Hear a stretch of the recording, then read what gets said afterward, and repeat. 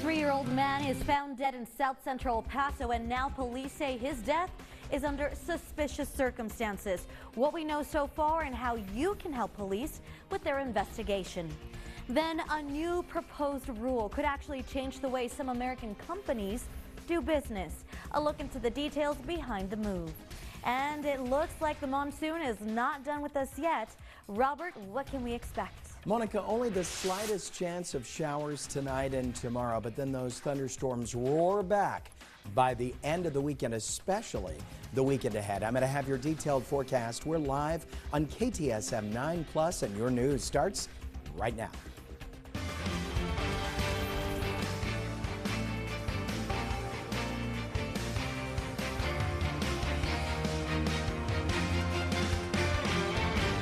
You're watching KTSM 9 News First at 4. Starts right now. Good afternoon, everyone, and thank you so much for tuning in to KTSM 9+, our digital newscast. I'm Monica Cortez. Well, we're starting off with new details on a story we first brought you as breaking news during our KTSM 9 News at noon show. A 63-year-old man was found dead under what investigators are calling suspicious circumstances. And according to officials with El Paso Police, officers responded to an unattended death on Olive Avenue at South Central El Paso around 8 this morning. Now the scene was then transferred to EEPD's Crime Against Persons unit, and detectives continue to investigate the case. Now El Paso Police are asking anyone with any information to call Crime Stoppers of El Paso, and you'll see that number up on your screen right there. Well, if you're heading out soon, we do want to make sure that you are aware of a crash on North Zaragoza and Physicians over on the city's far east side. Now, this video that you're seeing here was sent to us by El Paso Police Department minutes before our newscasts. Now, officials are telling us that the crash involved a vehicle and a motorcycle with at least one death confirmed. El Paso Police Department's special traffic investigators are on the scene, and the roadway is currently closed as they investigate the incident. Police warn of delays in that area, so as soon as officials provide any update, we'll make sure to pass it along to you. Well, turning to the latest convicted El Paso serial killer now, that's David Leonard Wood, as he appeared before a judge this morning. Wood is convicted of killing 6 girls and young women. Their bodies were buried in the northeast El Paso desert, and he was convicted on capital murder in 1992 and has been on death row since 1993. Now, this morning's virtual status conference lasted only 10 minutes, and according to the El Paso Matters, both sides are still awaiting further direction from the Texas Appeals Court. Now, back in March, the same court halted Wood's execution just days before he was set to die by lethal injection, but never gave a reason why. To read the full story on the Wood case, simply visit KTSM.com and click on this story. Well, a cancer center is breaking ground in El Paso later this week, and the project is a collaboration between University Medical Center and Texas Tech El Paso. For years, cancer patients in El Paso have had to travel out of town to places like Houston or Phoenix for specialized cancer treatment. And back in 2023, the state legislature set aside $65 million for this project.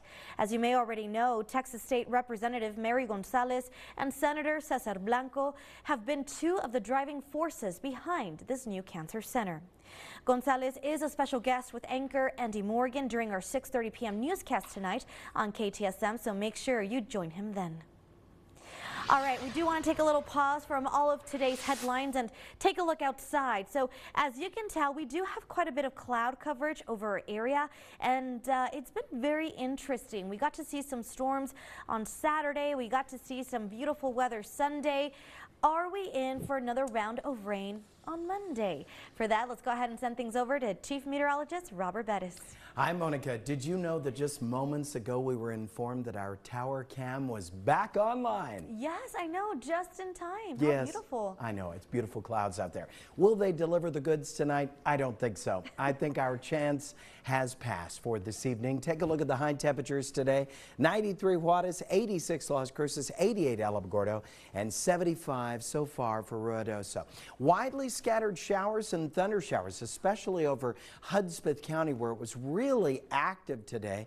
Yesterday, I thought maybe the far east side of El Paso County would get a chance of showers, but no, a dry slot has moved in and the timing just didn't work out for today. Tomorrow, we're going to be partly to mostly cloudy with a very slight chance of a couple of little isolated showers in the area. That's about it for tomorrow, but a better chance as we cruise into Thursday, Friday, and especially the weekend ahead. I'm going to have that detailed forecast coming up in just a little bit. Monica. Robert, thank you so much. We do want to take you outside now. Our tech stock camera is showing that deadly crash that we showed you earlier on North Zaragoza and Physicians. As you can tell right now through our George Dieter camera, you can actually see that there is quite a bit of police presence. This was a vehicle versus motorcycle crash. Of course, one person was confirmed dead. We'll give you more details as soon as we learn more, but as you can tell, the street is closed off. Make sure you're seeking an alternate route. One more local news. UTEP students met at Centennial Plaza earlier today to commemorate the Mexican cry for independence, one day ahead of the Mexican Independence Day. Take a listen.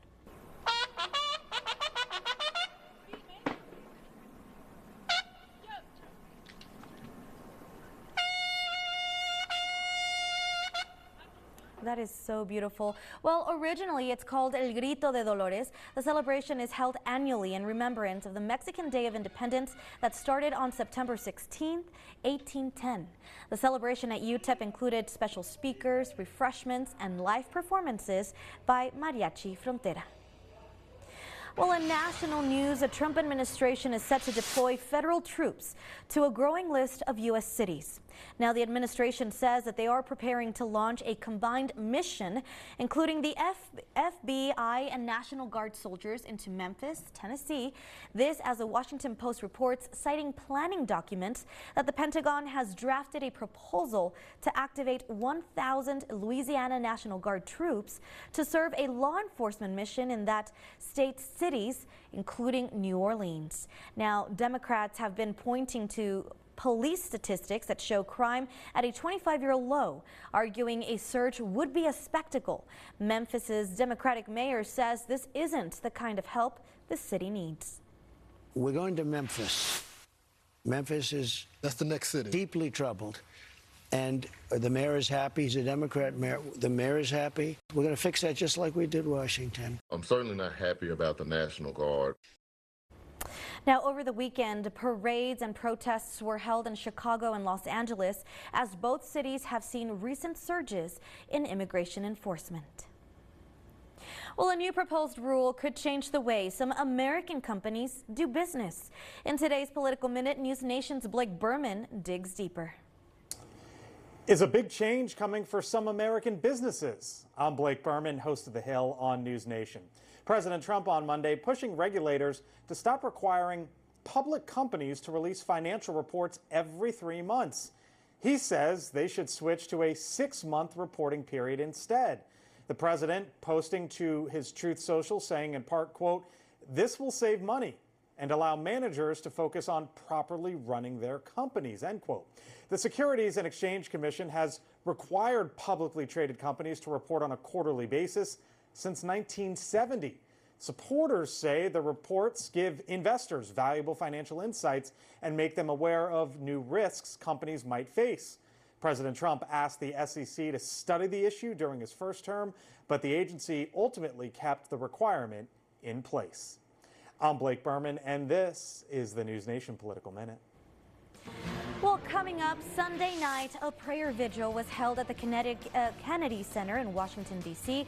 to honor Charlie Kirk. We're going to take you there. Then the United States and China are on track for a deal to avoid a TikTok ban. We'll explain. Thank you so much for tuning in to KTSM 9+, putting local first.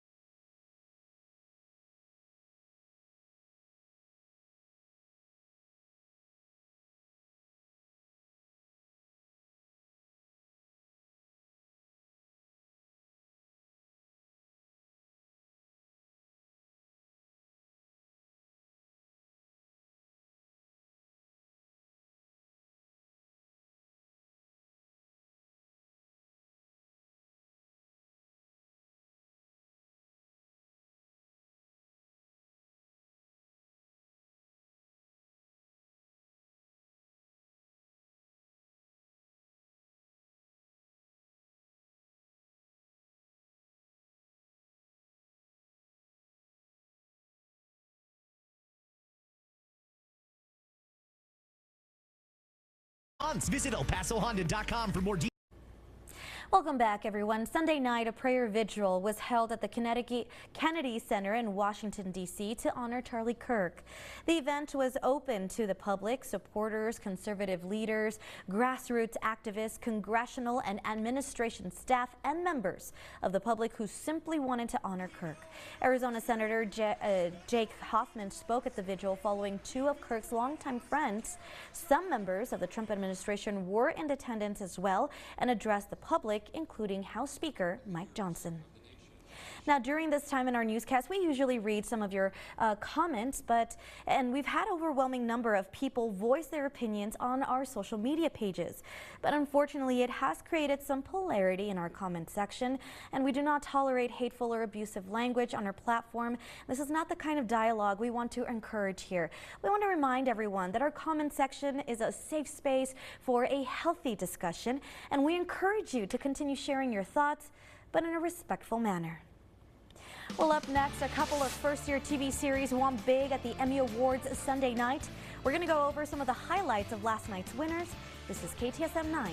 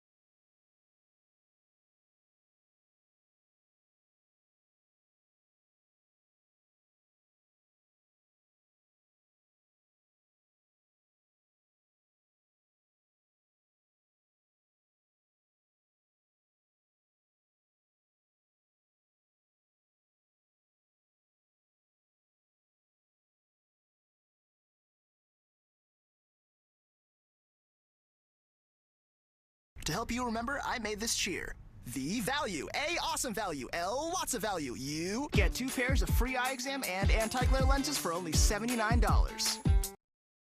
Your local weather authority, Robert Bettis, the Borderland's only certified broadcast meteorologist. Welcome back, everyone. I'm smiling right now, but she was hearing a different side of me while I was talking to the newsroom about the hot mess that has been the model data lately. It's been He's been really pulling his hair, really. Yeah. I mean, it's still there. let's not say anything crazy right now. I know. But you're right. It gets frustrating sometimes It because kinda it's not perfect does. science. It really isn't, especially because you can't say like, oh, at the end of the monsoon, we usually get a lot of rain or it's usually dry. Like right now, there's no definitive answer to It's that. the transition into a fall type pattern. And so all the rules of summer kind of fade away, but yet they haven't. Anyway, why don't we go ahead and get you a forecast and you can see what I'm talking about. Take a look. All right, 92 degrees at the airport right now. We've got a dew point at 44. That dew point, by the way, just went into a plunge. It was at 54 degrees a little earlier this afternoon, and then boom, it just dropped and we just suddenly stabilized. Fine. Nature's decided we're going to pretty much be clear overnight tonight. Just give it a few hours. Beautiful clouds out there, but not really any more chances of thunder showers, especially on the eastern side of the county. Not tonight. Here are the high temperatures so far today. Made it to 93 so far at the airport, 93 Juarez, 86 Las Cruces, 90 Deming, 88 Alamogordo, and 75 in Ruidoso. Let's compare to other towns across the southwest. 102 Phoenix, Dallas 93. We've got 96 so far. Austin 91, San Antonio 97 for Laredo. Satellite radar composite. Knew it would be a stormy day over Hudspeth County. We had some moisture and instability that kind of percolated up into the east side of the county, but that kind of peaked a little early in the day. And we need that heating to mix with that instability to give us a good chance of thunder showers. So we saw quite a few storms along I-10 between Sierra Blanca and Van Horn. Those are subsiding at this point. We saw some storms come off the mountains of the Gila Wilderness around Silver City and out just a little bit to the west of TRC and Elephant Butte Lake. That's also subsided. So tonight, partly cloudy skies, and we're just going to clear it all out this evening. 85 Las Cruces right now. We've got a dew point at 46, so fairly dry at the surface. Here are the temperatures in your town right now. Expect those partly cloudy skies to become clear, but then tomorrow we're going to build up the clouds again, and we'll only have a really slight chance of isolated hit or miss showers. We get a return of the southerly winds, which will charge up the moisture, and so I'll put in a chance of showers with partly to mostly cloudy skies. And it'll be another fairly mild day with a high temperature of only 89 degrees, pretty muggy in the afternoon.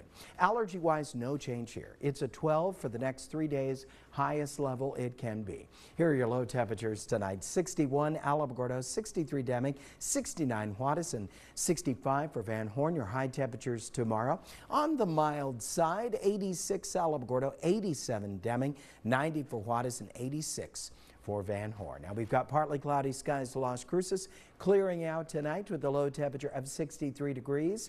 Tomorrow your high 87 with a very slight chance of little isolated area showers. Maybe you'll get lucky and get a few drops. 68 our low temperature tonight, also with clearing skies. And then tomorrow 89 degrees, muggy in the afternoon, little isolated hit or miss showers by late day. Now coming up, I'm going to have your exclusive 9-day forecast. We'll talk about a chance of thunderstorms roaring back for the weekend ahead. Stay with KTSM.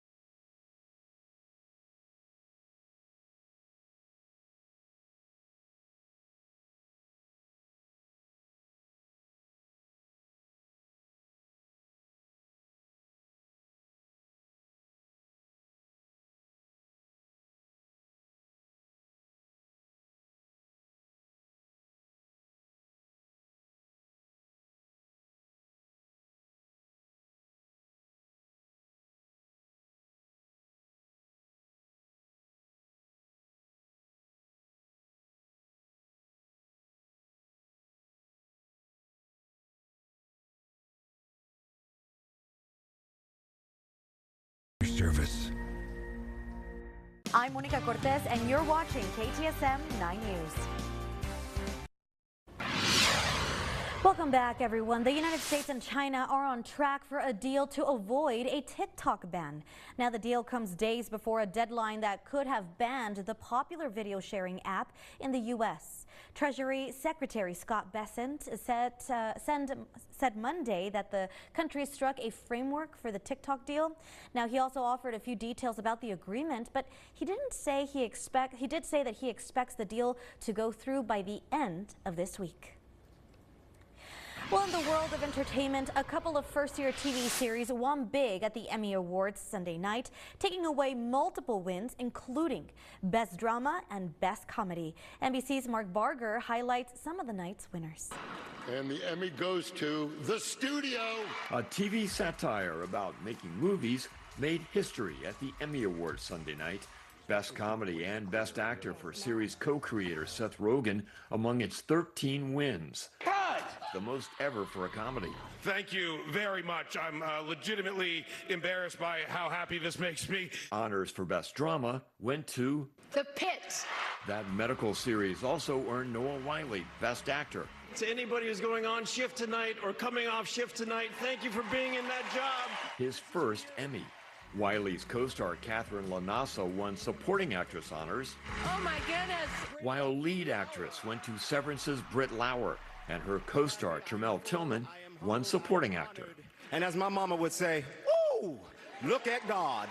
Jean Smart made it 4 straight wins as Best Actress in a Comedy for Hacks. Thank you so much. You honor me so much. While her co-star Hannah Einbender won her first Emmy for Supporting Actress. This is also punk rock. Adolescence scored Best Limited Series and 5 more honors. Standing up here is just, wow, it's just so surreal. Including Supporting Actor for 15-year-old Owen Cooper. The clock is ticking and we have a shield. Peacock's The Traitors won Best Reality Competition Series, while SNL 50 took Best Variety Special. The Late Show with Stephen Colbert. A show on its way out captured Best Talk Series for the first time, with its host quoting Prince. Stay strong, be brave, and if the elevator tries to bring you down, go crazy and punch a higher floor. Rising to the occasion on TV's biggest night. Mark Barger, NBC News. Well, don't go anywhere. We still have another half hour of news and weather coming up right after this break. Stay with KTSM 9.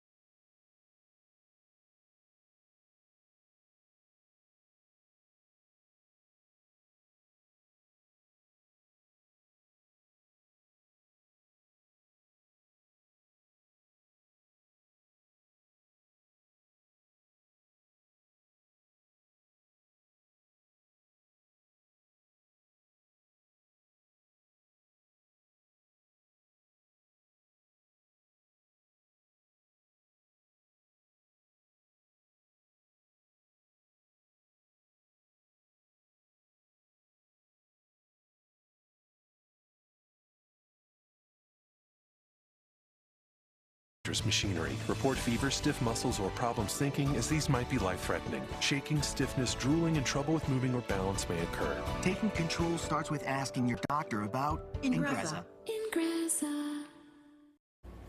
Welcome back to KTSM 9+. The border wall is starting to look a little different. It's now being painted a new color.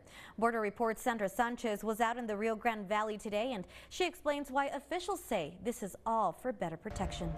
During the Biden administration, the border bollards at this storage yard in Mission, Texas were dwindling in supplies, but now they're stocking back up.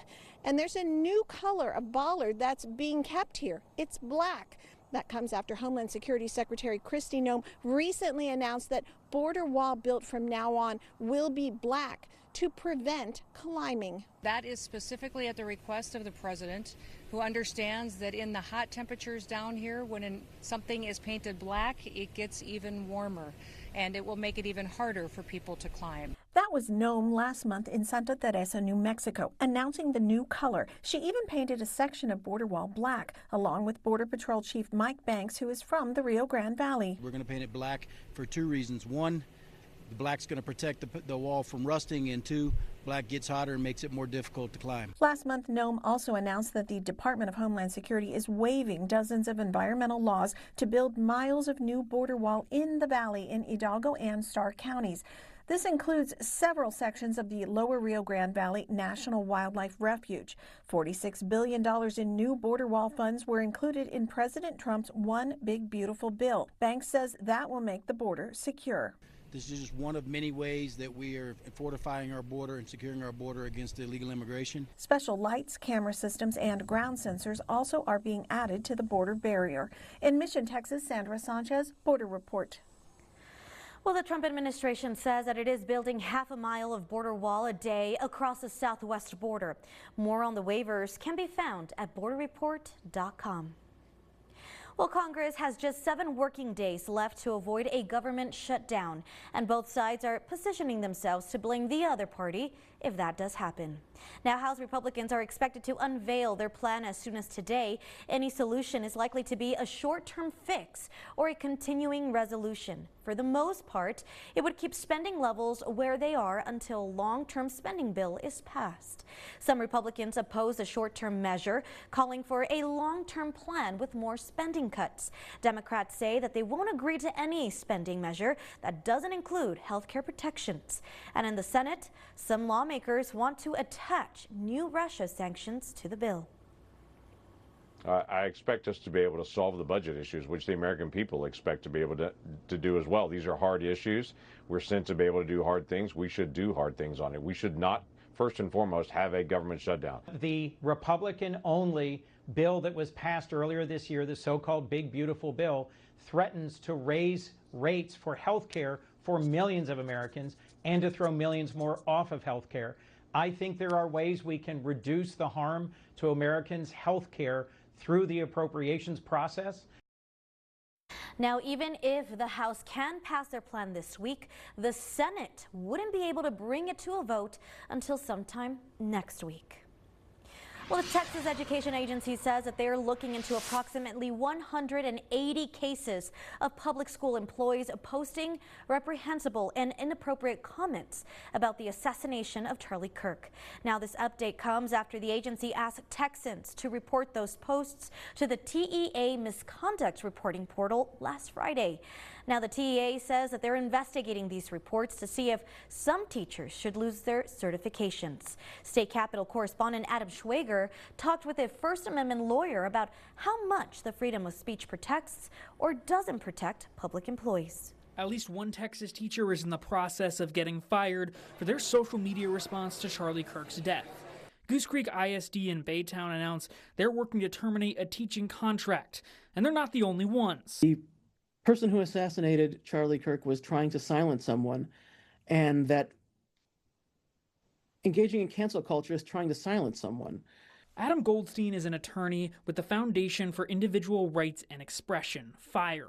He says almost all of the opinions of Kirk and the shooting are protected for public school teachers by the First Amendment, but says if their speech is disruptive to the learning experience, districts can remove a teacher as a last resort. We've tried talking to them, we've tried reassigning them, and at the end of the day, they won't conform their behavior in a way that prevents the school from being disrupted. On the right, many are calling for accountability for educators. At Project 1776 PAC, leaders are working to collect statements from teachers and amplifying them to inform parents. What we're looking for here are not people that have a genuine criticism. What we're looking for are people that are celebrating political violence. Democratic State Representative Lauren Ashley Simmons says the TEA Commissioner Mike Morath is just playing politics. Loss of life is not something that, we're going to say that is something that should be celebratory. But again, people are entitled to their feelings, and we have First Amendment rights in this country. The governor, writing on social media, says he's supporting the action the TEA is taking. In Austin, I'm Adam Schwager. Now, the process of removing teachers will not be swift. According to Goose Creek ISD's statement, the teacher they're trying to fire has retained a lawyer and will have their legal required independent hearing. Now, after the hearing, the school board would have the final say. All right, let's go ahead and pause a little bit from today's headlines and take a look outside. So we are definitely seeing a little bit of those cumulus clouds out there, but the biggest question is, are we going to see some rain? For that, let's go ahead and send things over to Chief Meteorologist Robert Bettis. Well, tonight, nay. Okay. I think we're done. We just get to enjoy pretty clouds and it'll all clear up overnight. Here we go. 92 degrees at the airport right now. We've got dew point at 44, so it's a little drier at the surface than it was earlier today, where it was pretty muggy this morning. Of course, we had the big clouds build up, widely scattered thunder showers encircling El Paso County, especially out here toward the east over Hudspeth County, where between Fort Hancock and out toward Van Horn, we had numerous storms and moderate to heavy rainfall. Now that's all subsided. Everything is stabilizing quickly, and we should be good for the night. Now tomorrow we'll put in just a slight chance of isolated showers, slight chance on Wednesday as well. But then those thunderstorms roar back at us. That includes Football Friday and especially the weekend ahead. I'm going to have that detailed 9-day forecast coming up in just a little bit. Monica. Robert, thank you so much. Well, days after the assassination of conservative activist Charlie Kirk, President Trump is asking Congress to approve new funding to help protect federal officials. Our Washington correspondent Kristen Escow has reaction from Capitol Hill. House Speaker Mike Johnson says he's ready to act on the White House's request for Congress to boost security across the federal government. We have to protect our judges and those who serve in those two branches, but also, of course, in Congress. The Trump administration is asking for $58 million to protect members of the executive and judicial branches. The president is also willing to approve more funding for lawmakers' security and is leaving it up to legislative leaders to decide how much they need and how the money should be spent.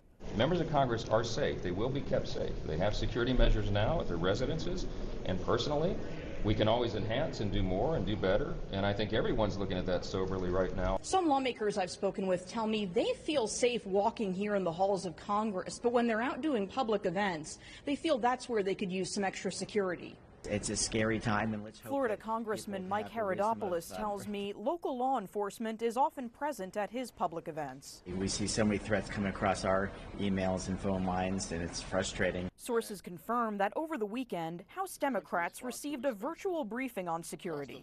One lawmaker on the call tells me House leaders are looking at extending a pilot program currently underway that provides lawmakers additional funding for security at their homes and in public.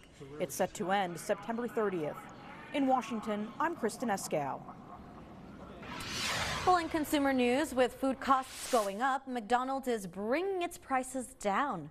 They've officially brought back the extra value menu. Now, the menu does include 8 combo options, with the fast food chain also offering limited time deals on a sandwich and egg McMuffin meal with hash browns and a small coffee for just $5. And a Big Mac meal with medium fries and a medium soft drinks for $8.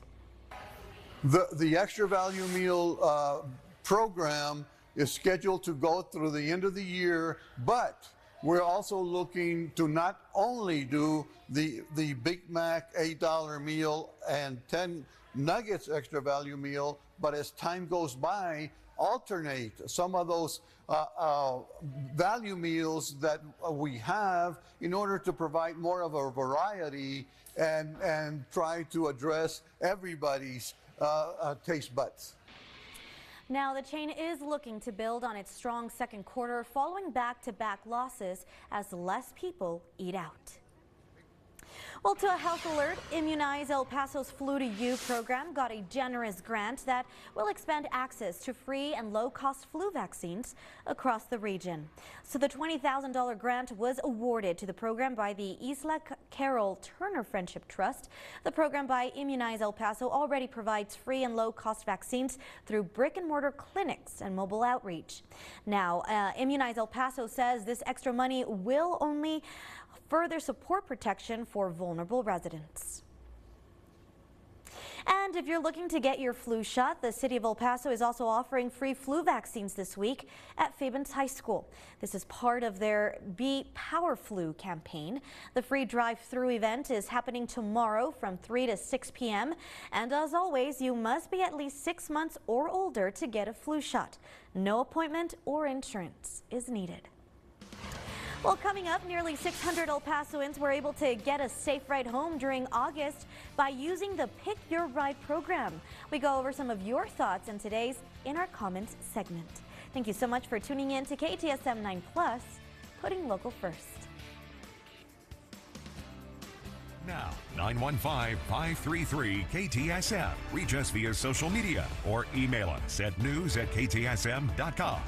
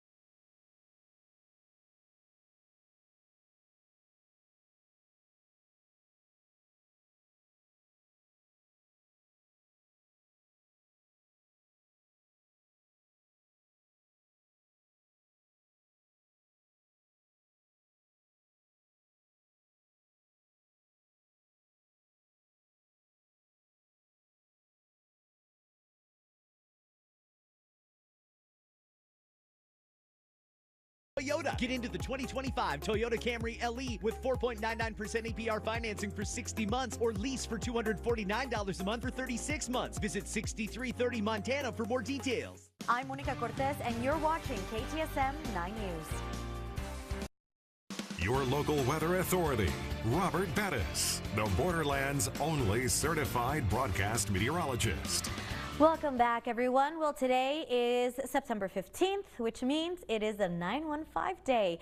The day is an annual celebration of El Paso's culture and community, encouraging El Pasoans to support local and help highlight the city's unique binational heritage. 915 Day also ironically lands on the first day of Hispanic Heritage Month, which definitely resonated with our community's culture.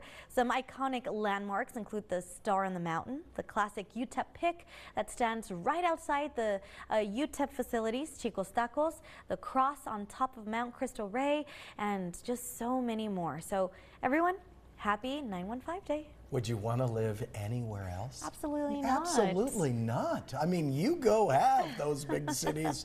I like El Chuco. Me too. Now, Hispanic Heritage Month, obviously everybody knows that. I've got a confession. Okay.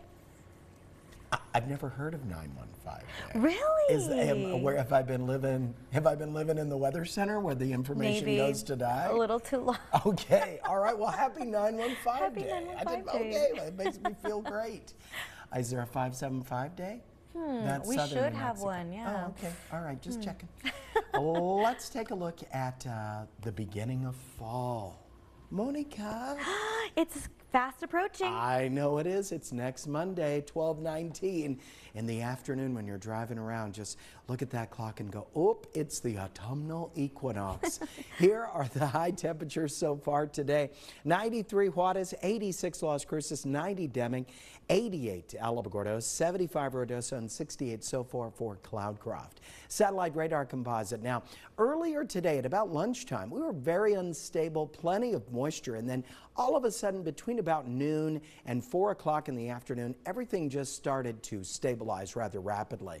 So yesterday I put in a chance of isolated storms over here in the east part of El Paso County. That is not going to time out correctly. In fact, tonight we're clearing out beautifully. Enjoy the beautiful clouds. We will not have showers or storms this evening. We've already played those storms out over Hudspeth County between Fort Hancock along I-10 near Sierra Blanca over toward Van Horn. Few lingering showers out near Van Horn, but then that's all said and done. Here's a live view up in Ruidoso right now where they have partly cloudy skies. It's pretty quiet. Dew point 43, so fairly dry at the surface. 73 is the temperature right now, and winds are light. Just a beautiful afternoon and evening. Here are the temperatures where you are right now, and expect the skies to turn clear. We're going to wake up to a gorgeous morning, but partly to mostly cloudy skies. That moisture really isn't going anywhere tomorrow, so I am putting in at least a slight chance of little isolated hit or miss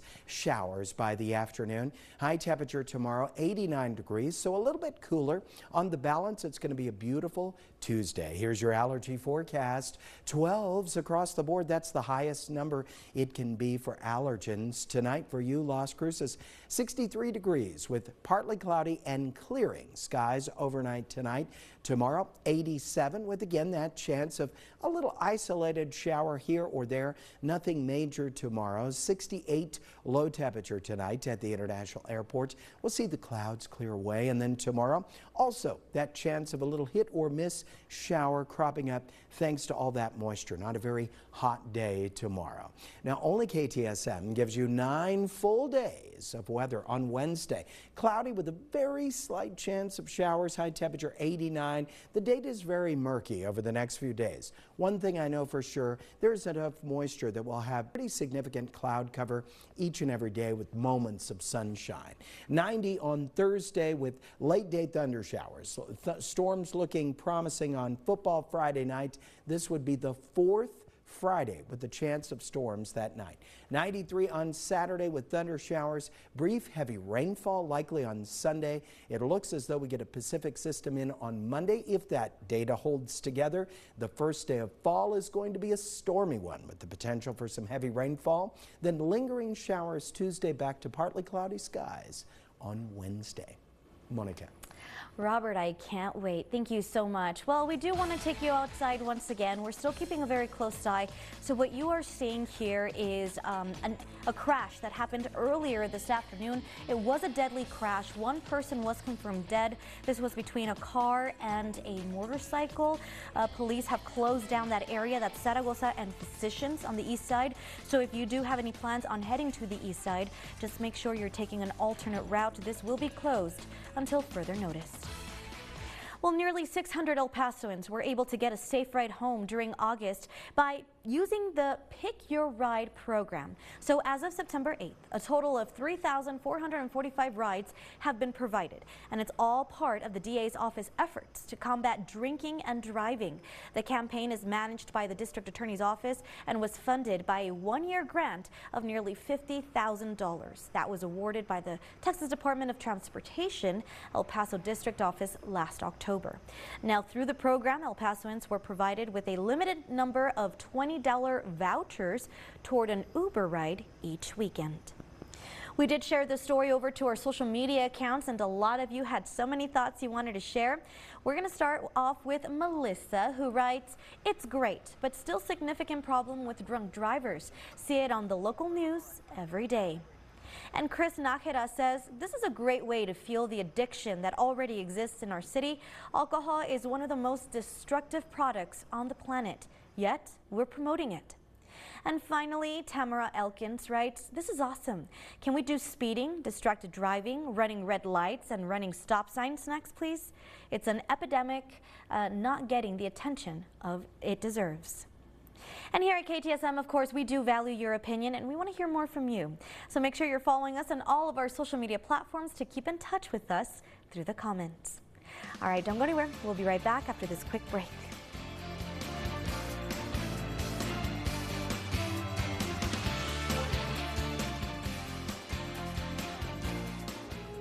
Segment sponsored by Emergence Health Network. Hi everyone. In this week's Mindful Monday, we're focusing on suicide prevention because September is Suicide Prevention Month, and we have our expert here, Krista, to talk about kids and suicide.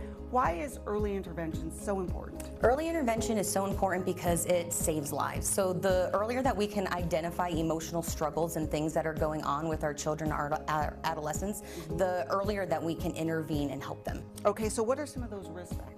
So when you think about risk factors, they really can vary from child to child or teen to teen. Think about social isolation, stress at school, bullying, family conflict, social isolation. These are some of the things that parents and caregivers should look out for. Okay, as adults, how do we know when it's so serious that we need to get help, or is it always serious? It's always serious. No matter what they say, whether it's something small, something big, if they're showing warning signs, take it serious. Ask for help, get the resources, and ask for questions. Okay, and next week we're actually going to talk with Krista again because, again, we want to focus on suicide prevention throughout the month, so we'll see you next week. Segment sponsored by Emergence Health Network.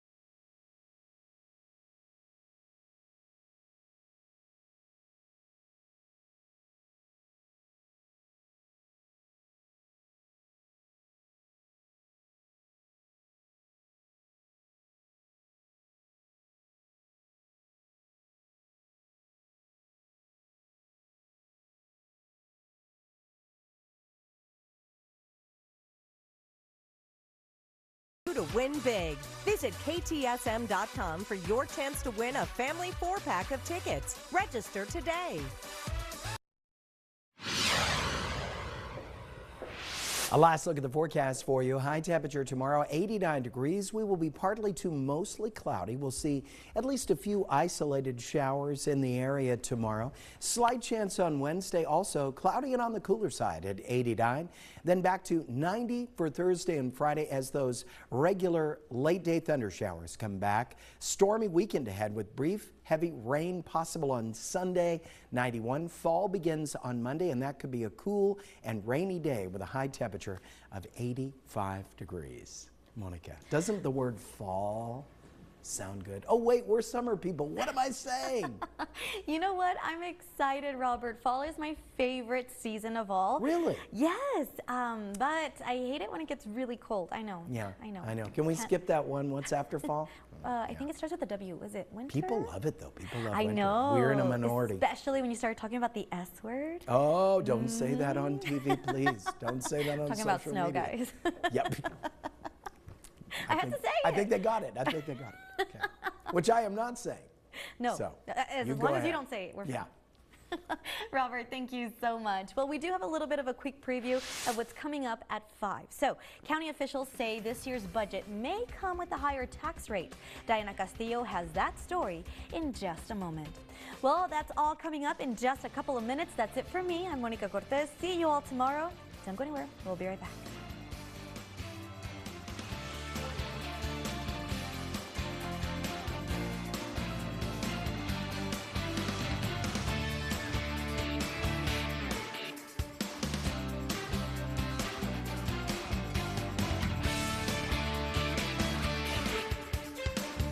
Hair and wardrobe provided by